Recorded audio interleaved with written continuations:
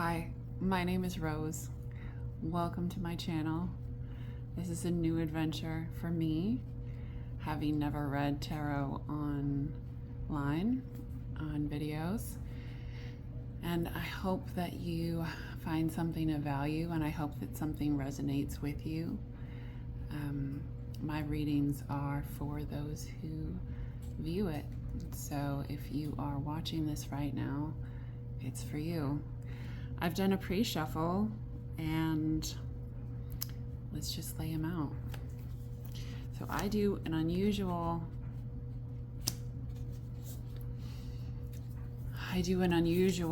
reading. That is not Five of Wands upside down, where I lay 5 cards out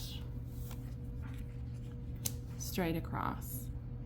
So you're not going to find that in tarot reading books, but it's what works for me. Sometimes I do 6, but also I do the bottom card. There's so much confusion right now. So, wow.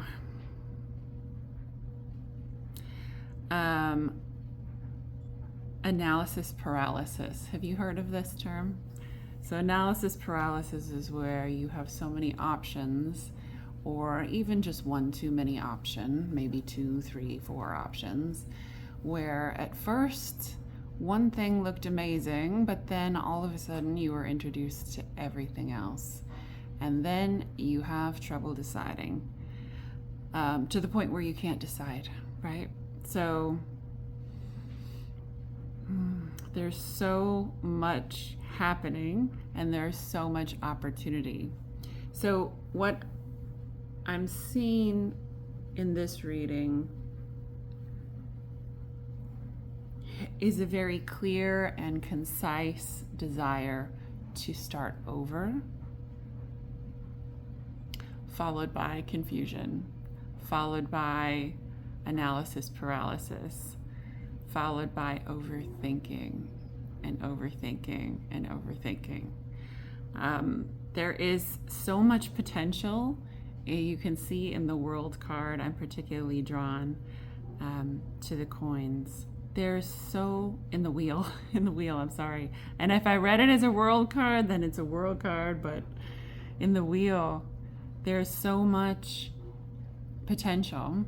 And there's so many opportunities that are laid in front of you or the person that you're thinking about, but it's impossible to decide. If that's you, then I would say pick something, right? Because it's better to pick something and do it than to stay stagnant. So if this is you and you're having trouble considering all options, first of all, I would say go back to the original thing that you were thinking about before everything else came into view, and go to the original desire and the original love.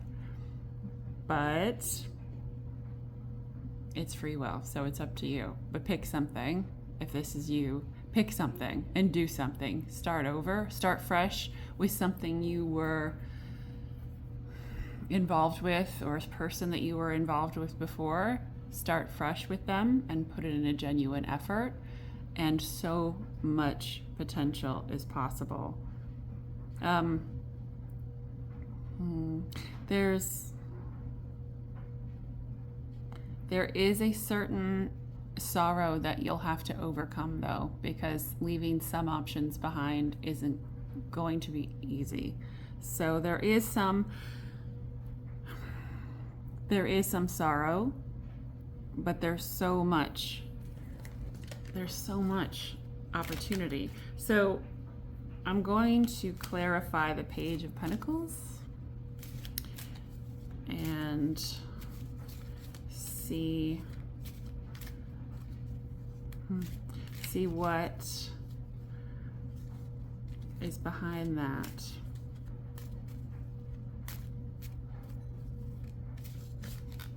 I'm getting a lot of vision, like not like in your mind, like vision of a better future type of thing, but I'm getting a lot of eyesight. Eyesight and vision, maybe problems. If you recently realized your eyesight was failing, then this is definitely for you. But also, I think it's deeper than that, actually. So I think that the things that you or some other person are seeing, the things that the ways in which you're judging is very surface level. The ways in which you or this other person are seeing with your eyes, not with a sort of mind's eye, but with your literal eyes. If you're judging based on looks, you're not going to get a good future. And that's what I'm picking up on a deeper level. If you're only judging things on how they look to your own eyes, whether it be an opportunity that looks good, a person who's very attractive, and then another person who you love deeply who's maybe not so attractive, or I just think that vision might be clouding your judgment, like literal eyesight. Like, what's the attractiveness of an option? What's the attractiveness of something you're choosing? I think that's in your way. I think you are stumbling mostly because, oh, what if I give up? What if I go with my true love and instead this gorgeous person gets away and out of my life? Well, then so be it. Do you want to be happy, or do you want other people to think your person is good looking? I mean, it's a fair question. So, all right, so on the Page of Pentacles, on the Page of Pentacles, the bottom card is the Three of Swords. So there's the sadness. But we also have Ace of Cups. And we have the Five of Pentacles. And the Ten of Swords.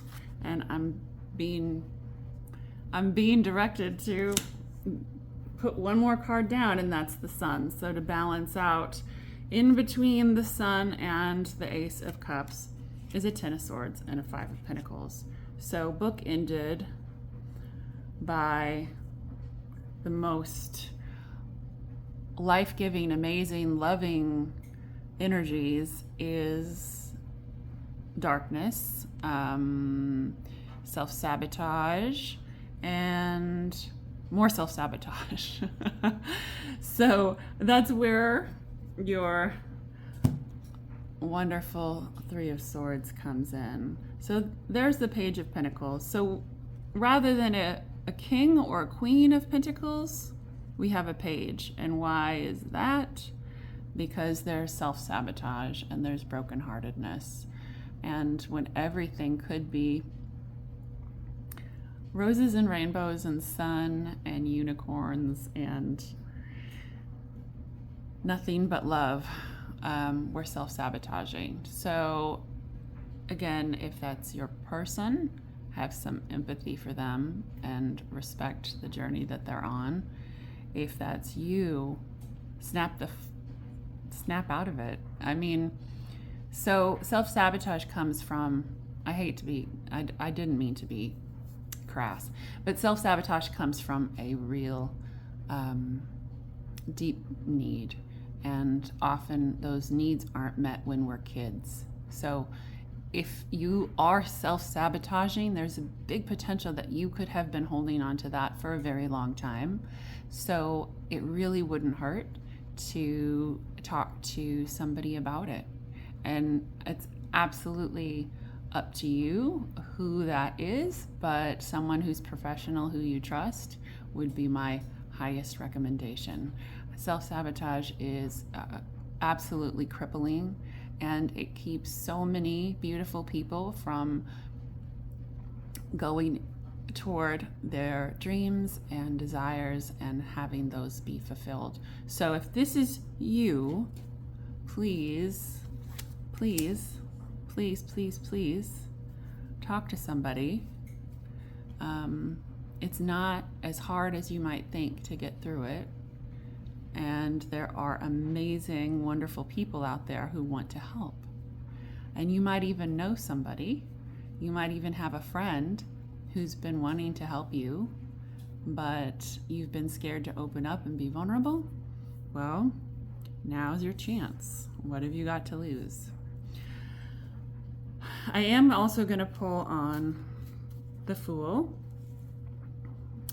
Nope, I'm going to pull on the Wheel to clarify the Wheel a little bit, because I read it as the World. And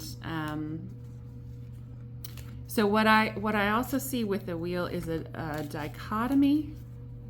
I think along with that problem of vision, along with vision being maybe not your ally in the decision making, I think that there's also a certain dichotomy, a black, white, right, wrong, yes, no dichotomy that is also tripping you up, almost like you're not listening to you, or the person who you're watching for aren't listening to your instincts. And so on one hand, with your instincts, you feel something very, very deeply. And on the other hand, in your mind, which is clouded by your sight and your vision, in your mind, you see the exact opposite. So your instinct and your heart is one way, and your mind, clouded by your eyesight, is another way. If that's resonating with you personally, I am extremely empathetic to you, because that must be horrible.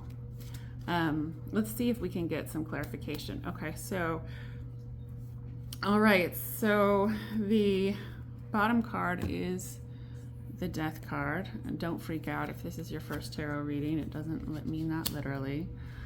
And then we have the Ten of Wands, the Seven of Swords, and the Wheel again. I'm going to draw one more, and that's the Two of Pentacles. Wow. So, yeah. So this is just bouncing off each other here. There's a lot of self-sabotage in this view.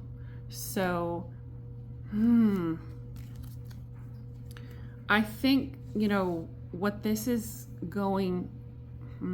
What this means to me is that it's definitely time. You've got the Ten of Wands coming up, and you've got the Ten of Swords coming up over here, sort of playing off of each other.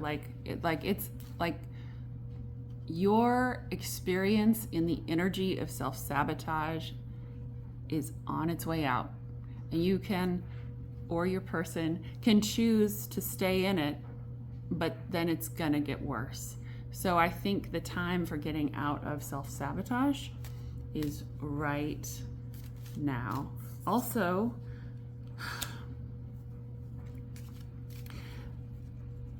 the energy around the wheels, both wheels,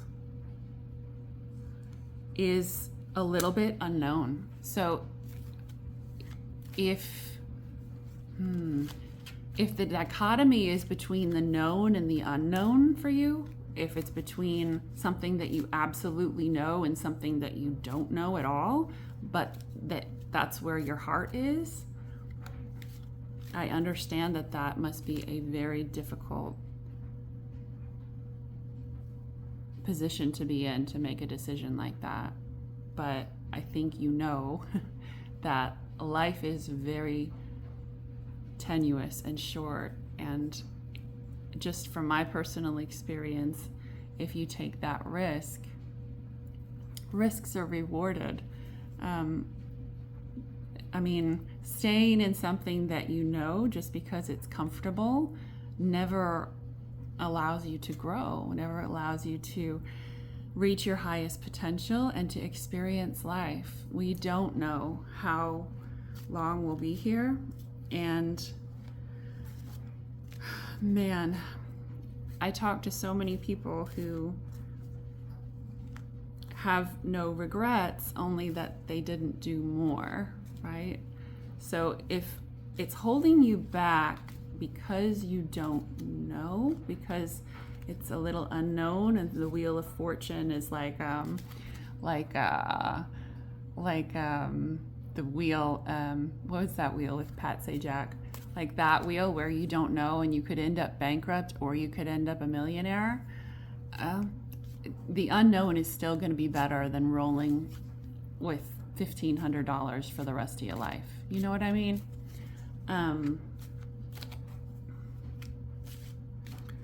I would definitely advise you to go for it.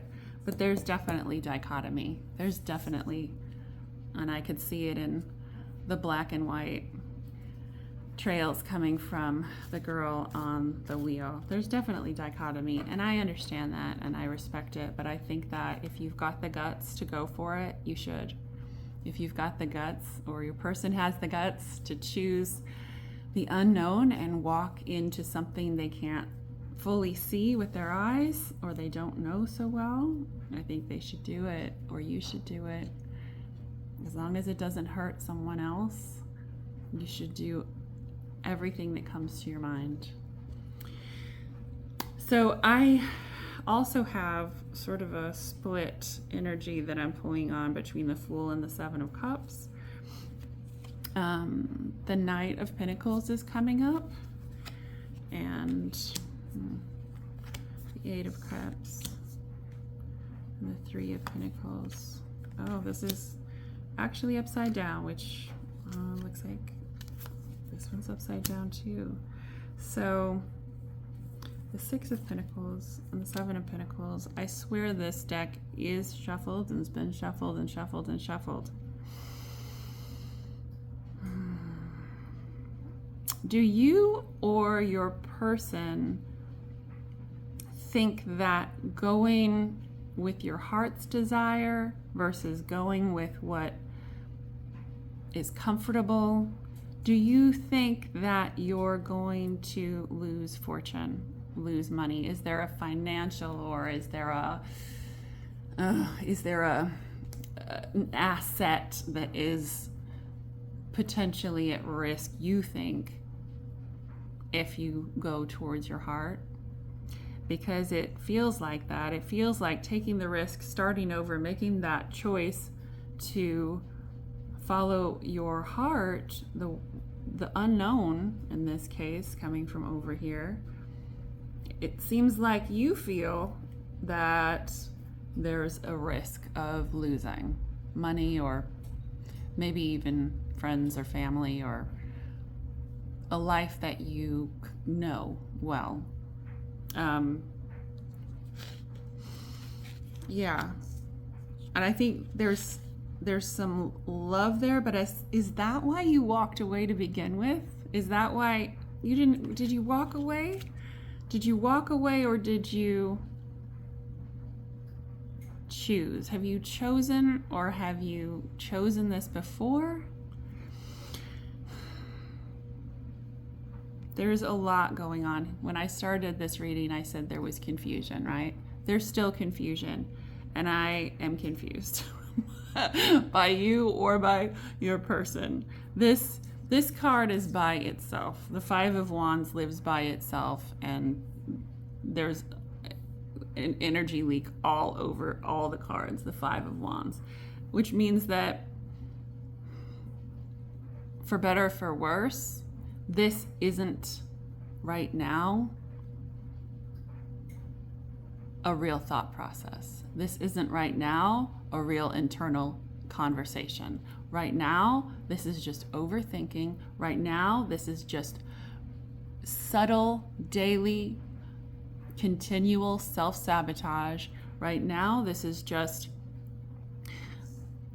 in free time going over these things in your mind, in mind's eye, in your heart, and realizing over and over again, like microdosing, that there's this choice that you have to make, but you're not doing it. It's not real yet. You're not committing to one thing or the other. God, no wonder you're confused and upset, and Three of Swords, or whoever you're watching this for. they might be the ones who are upset. Yeah, so this is, gosh, I'm sorry. I'm sorry that you're going through this, but really, I think you've free-willed your way into a situation where you're basically torturing yourself a little bit. You're microdosing torture.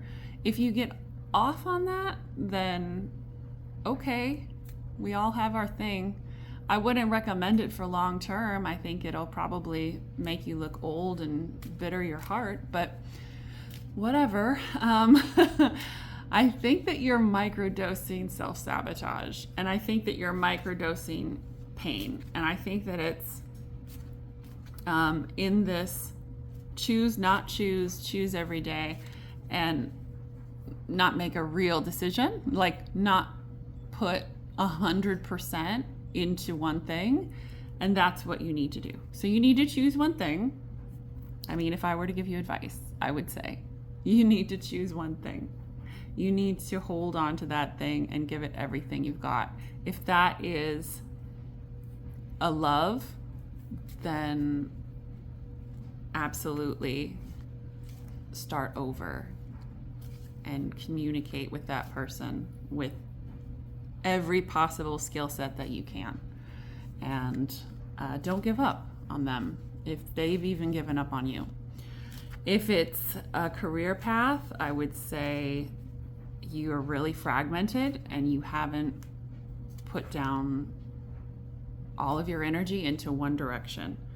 And you still think you can have your whole life and maybe do your career as a hobby.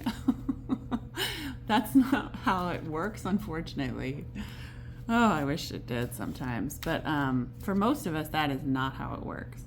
I think you have a lot of potential. And I think that seeing things, number one, with the right vision, which is that you see the beauty in everything and realize that the value of someone's or someone or something, the value of them intrinsically outweighs the value of them with your eyes, then I would say there's so much potential here, and you are so close to a tipping point of getting to have everything you want.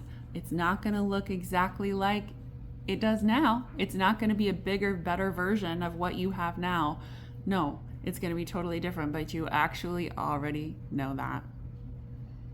So, and this thing, no, I'm going to pull one card. I guarantee you that is your choice. This is not accurate. This is what you're thinking, that it's going to affect your livelihood or your finances or your assets or your dowry or your relationships with your family or your relationships with friends. I guarantee you it's not anything you want to hold on to. I guarantee you this stuff, it's not worth holding on to now.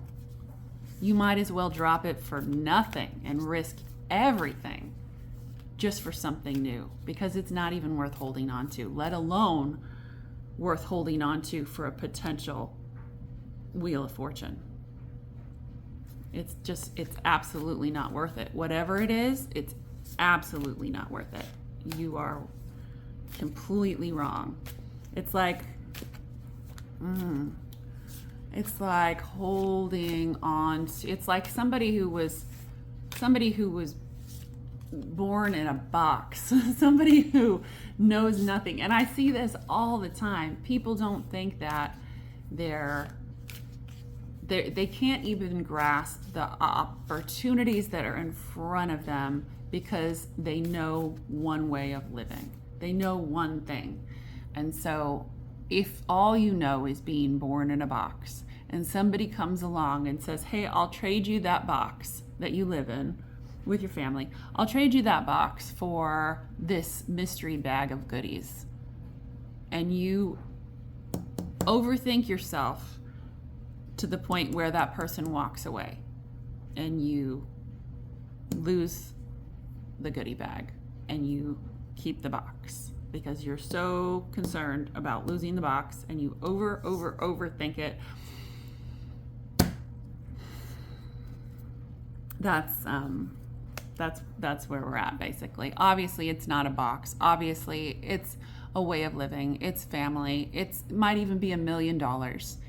You might have $1 million and you're afraid of losing it because you think that this other option, that is where your passion lies, might risk that $1 million.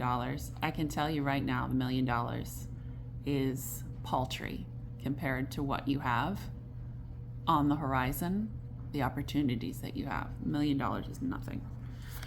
All right, so this was not upside down. So the star is exactly what I just said.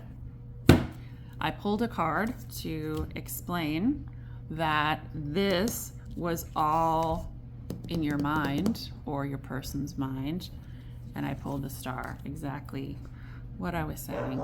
It backs up my little diatribe on the child born in a box. So that was your reading.